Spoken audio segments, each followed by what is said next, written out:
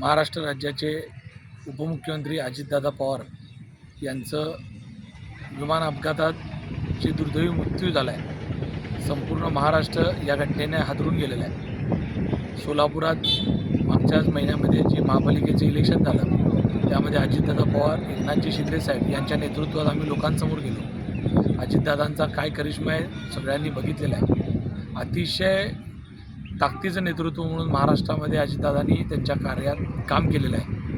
आज संपूर्ण महाराष्ट्र प्रचंड मोठ्या प्रमाणात हळहळला आहे। एक महाराष्ट्राचं धुरंधर नेतृत्व या महाराष्ट्राने गमावलं आहे अशी भावना संपूर्ण महाराष्ट्रातल्या जनतेची आहे। ही जी घटना घडली आहे याच्याने महाराष्ट्राचं खूप मोठं नुकसान झालेलं आहे आणि ही पोकळी भरून निघणार नाही इतकं मोठं नुकसान पवार परिवाराचं, राष्ट्रवादी काँग्रेस परिवाराचं झालेलं आहे। या सगळ्यामध्ये आम्ही सर्वजण त्यांच्या दुःखामध्ये सामील आहोत। खरंच या घटनेने महाराष्ट्र शून्य करून टाकलेलं आहे।